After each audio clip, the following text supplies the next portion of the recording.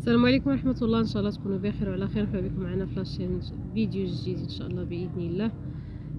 فيديو جديد اللي جيت فيه انني نبارطاجي معكم عاود مسألة اخرى، واللي هي كما قلت لكم انا نبارطاجي معكم الخلاصة ديال الحوايج اللي كنستخلصهم من تجارب الحياة اللي عايشاها واللي شايفاها.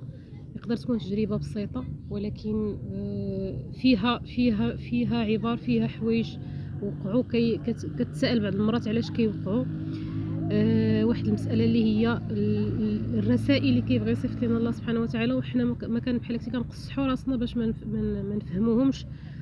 كنقولوا لا راه بحال هكا كنتفاداو، راه كيجينا انذار ديال هذيك الحاجه. مثلا ديك واحد المساله راه كتادينا، واحد المساله راه كتضرنا، واحد السلوك فينا، واحد الطبع فينا ما خصناش نبقاو نستمروا عليه، خصنا نحبسوه. وكيجيونا انذارات كيف ما قلت لكم، رسائل عباره على اشخاص كيجيو بحال من طرف اشخاص، كيجيو من طرف عباره على مشاعر، على مواقف كيوقعوا كيعاودوا يوقعوا.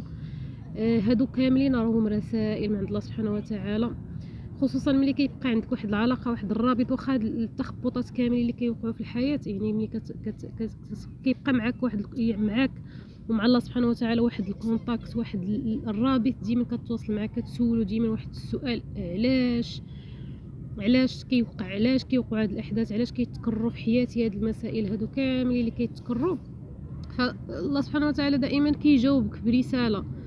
وانا هذه المساله هذه ديما كنعيشها، ديما عندي هذا السؤال: علاش كيتكرروا ودائما كيجيوني رسائل؟ وبعض المرات كنتبه لهم، وبعض المرات كنتفاداهم، يعني ما كنبغيش نشوفهم، بحال كنتعامى عليهم.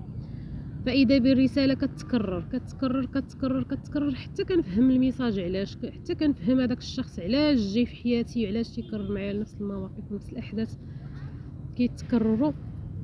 اذا دائما انتبهوا للرسائل اللي كيجيونا في حياتنا، دائما الاشخاص اللي كيتعاودوا في حياتنا. بعض المرات راه كنشوفوا كنعيشوا مثلا غير في العمل، راه كنخدموا مثلا خدمه مختلفه على خدمه يعني في مختلف البلايص. فاذا بك تلاقي واشخاص مع اشخاص مختلفين اكيد، ولكن ديما كنتلاقاو مع نفس الاشخاص بنفس الطباع اللي تلاقيتي معاهم في النوبه الاولى. يعني نفسهم دائما كيتحطوا قدامك، دائما هي السميه والشكل والشخص راه ماشي هو نفسه، ولكن نفس الحوايج اللي نتيا شتيهم في التجربه الاولى، والكاركتير والتعامل تتلقاه في التجربه الثانيه. فهاد المساله هذه ما كنت صراحه كنرد ليها البال، وكنبقى نقول غير علاش، ولكن راه هما هي رساله من عند الله سبحانه وتعالى كتقول لي غيري شي حاجه لداخل ديالك، بدلي شي حاجه لداخل ديالك. فاكيد ما قدرتش انني نفهم الرساله مزيان، داكشي علاش كتكرر كيف ما قلت لكم.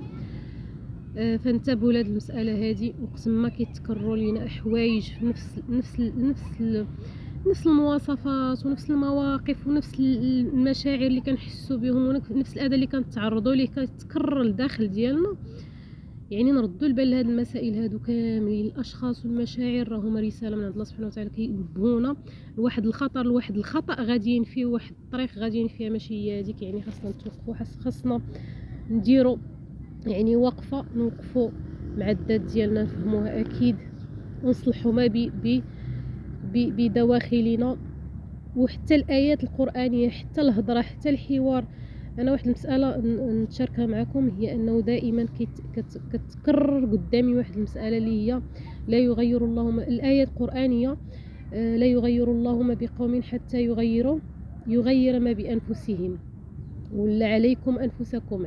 دائما الايات اللي فيها عليكم انفسكم دائما، كنسمعها وكان بحال تنطنش، بحال ما بعض المرات كتيرني، ولكن كنطنش دائما. وهذه المساله هذه كيف ما قلت لكم، الانسان يرد ليها البال ويفهم علاش كيوقعوا ليه هذه الاحداث، ويفهم الرساله باش ما تبقاش، باش تحبس، باش ما تبقاش تكرر.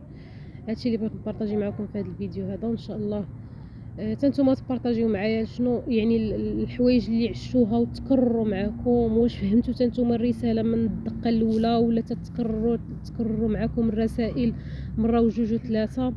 وان شاء الله يلقاكم هذا الفيديو هذا في احسن الاحوال يا ربي. والسلام عليكم ورحمه الله.